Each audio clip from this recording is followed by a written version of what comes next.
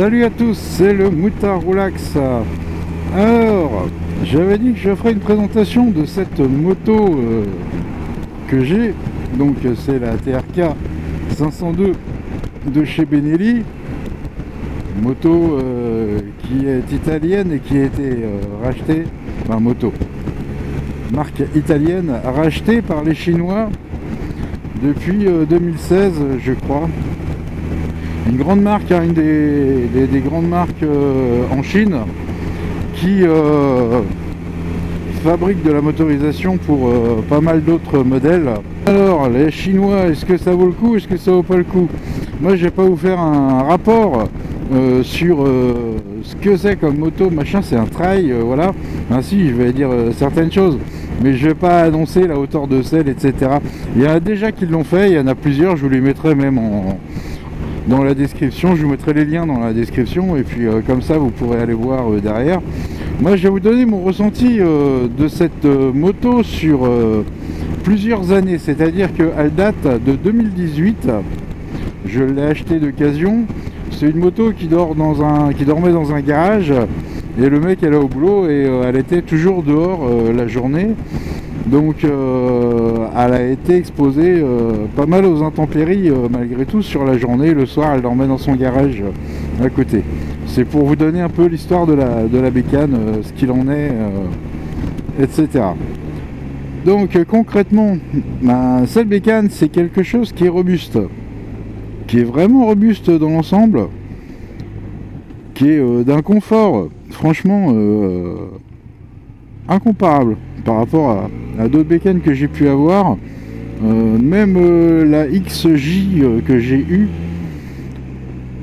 était pourtant très confortable, hein. Au niveau de l'assise, celle-ci est encore plus confortable. Ce que j'aime bien dans cette moto, c'est un trail, donc tu es en hauteur, donc tu vois les choses bien plus haut, et ça c'est appréciable. Quand tu as des voitures devant, tu vois un peu plus le devant. Voilà. C'est une bécane qui se tient bien dans le temps. Peut-être un peu les peintures qui commencent à blanchir très légèrement sur certaines choses, comme ce type de support là que je vous montre là. Mais après pour tout le reste, côté carénage, etc., ça bouge pas. Les éléments sont propres. Une protection, je dirais, au niveau de la bulle qui est vraiment assez importante de chaque côté, même au niveau des mains. Quand il flotte, on se prend vraiment pas grand chose en pluie, même en bas au niveau des jambes.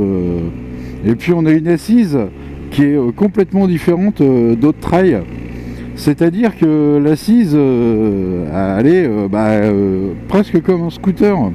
C'est assez déconcertant au départ, parce que on n'a pas les jambes trop pliées. Bon, moi je suis petit, je fais 1m73 avec des petites guibolles, donc voilà. Mais des gens qui sont assez grands le disent aussi, on est vraiment bien assis dessus, ça c'est clair. Elle est fournie avec un allume-cigare, un petit compteur standard qui permet de voir la vitesse engagée, l'heure. Savoir au niveau de l'essence, tu as une jauge, il y a un trip A, un trip B, et puis le kilométrage total. Là, elle a 18 000 km, il va falloir bientôt que je fasse une vidange. C'est une moto qui demande un entretien tous les 6 000 km, donc c'est assez fréquent, il faut le savoir. Mais derrière, si on fait l'entretien correctement, il n'y a aucun souci, tout se passe bien. Voilà, c'est du relativement robuste. Ah, il y a quelques petits points un peu bizarres au niveau de la jauge à essence, c'est pas ce qu'il y a de plus précis, ça c'est clair. On va se dire que quand tu es à la dernière barre qui clignote, donc tu es en réserve, et en fait tu en restes encore dans le réservoir. Une fois je me suis fait avoir, je dis merde, ça y est, là je vais tomber en panne d'essence, et puis c'est un réservoir qui fait 20 litres. Et au final, j'ai remis 16 litres, donc il restait encore 4 litres dans le réservoir et j'ai fait 360 km. Donc elle consomme pas énorme. C'est sûr que si tu es nerveux, tu consommeras plus, hein, ça c'est clair. C'est une moto qui est très valorisante. Si tu la mets à côté d'un 1000, s'il n'y a pas marqué 502 dessus, tu ne sauras pas que c'est un 500. Hein. Elle est vraiment imposante. Moi je l'ai acheté avec une bagagerie complète, je vous montrerai après. Après elle a des bonnes reprises, elle pourrait être peut-être plus nerveuse, hein. Il y a la CB500X de chez Honda qui est peut-être un peu plus nerveuse. Il y a la DS500 aussi qui est chinoise et qui est de très bonne qualité aussi, qui est elle très très nerveuse. Moi c'est pas ce que je recherche, dans le sens où je suis quelqu'un qui est assez dynamique, un peu trop même. C'est pour dire que j'ai même remis un pignon de boîte de 15 au lieu de 14 pour avoir plus d'allonge. Alors certains disent qu'elle vibre beaucoup.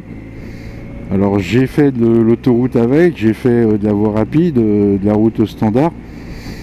Ça vibre un peu, mais c'est pas extraordinaire non plus, quoi. Enfin, il n'y a rien d'extraordinaire derrière. Faut pas se focaliser là-dessus.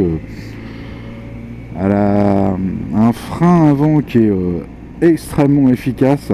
À l'arrière, beaucoup moins. Moi, j'ai relevé un peu le levier pour pouvoir avoir un peu plus de force dans le frein arrière. Et franchement, depuis, c'est nickel. Elle a un ABS qui est déconnectable. Et ça, c'est pas mal non plus. Si tu fais du tout-chemin ou des trucs comme ça, bah, tu peux déconnecter ton ABS qui est là, sur ce côté-là, là, voilà. J'ai rajouté des longues portées, moi, dessus. Parce que je trouve que l'éclairage est un peu faiblard. En pleine nuit, en campagne, on n'y voit pas grand-chose. Les longues portées apportent vraiment un plus à ce niveau-là. Et ça, c'est quand même pas négligeable. C'est vraiment quelque chose que je pense qu'il faut faire quand on achète cette bécane. Ça roule bien. Deux rétros pas trop gros, qui sont même presque petits, mais par contre qui donnent une visibilité parfaite. Moi là-dessus, je me plains pas. C'est top.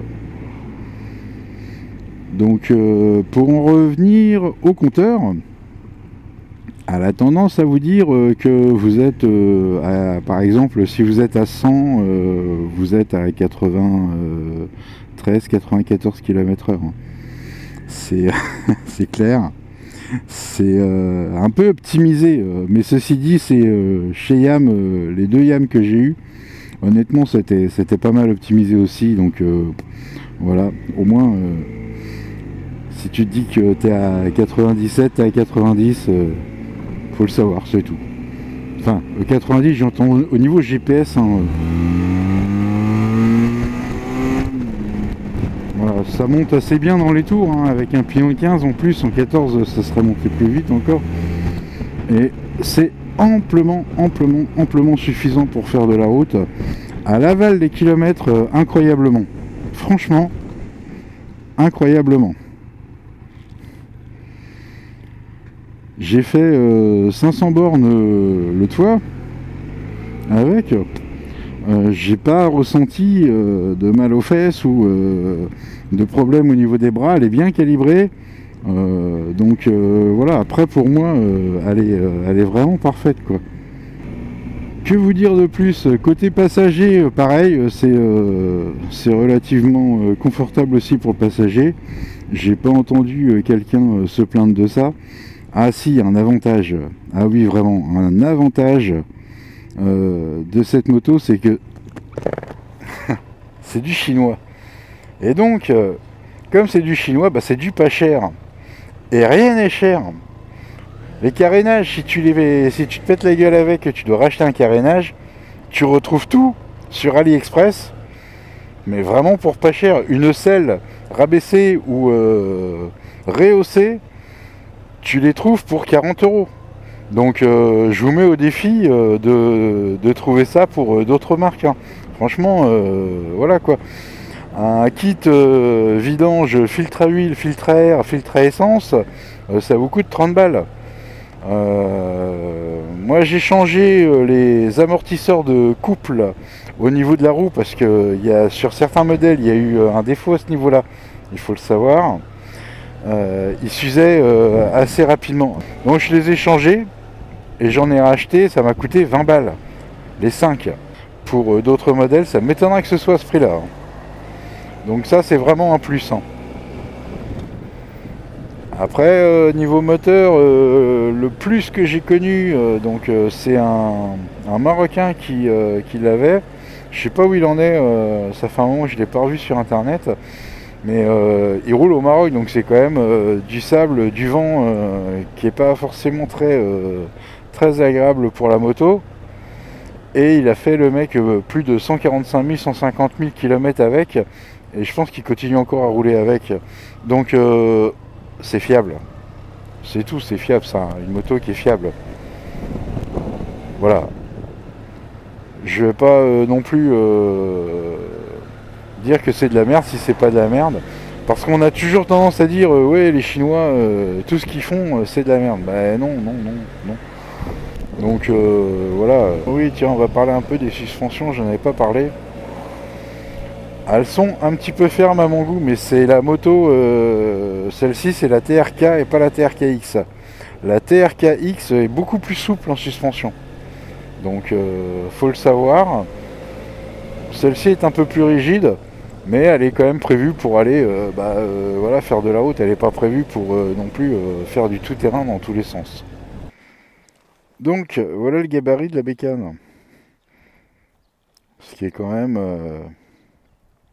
Non, non, c'est valorisant. C'est valorisant. C'est une grosse mémère. Des freins qui ressemblent réellement à du Brembo. On peut se poser des questions quand même là-dessus. Mais bon. Après, voilà. Le mec avait chuté avant.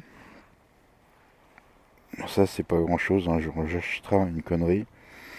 Et puis voilà. Mais bon, deux belles valises à l'arrière. Ça, c'est fourni spécialement pour cette bécane. Plus un top case qui fait, je crois, 48 litres. On met deux casques modulables dedans sans aucun souci, quoi. Voilà, voilà, voilà. Bon, bah écoutez, je pense avoir fait le tour. Si jamais vous avez des questions, bah, n'hésitez pas à le dire en commentaire. Allez, à bientôt. Ciao.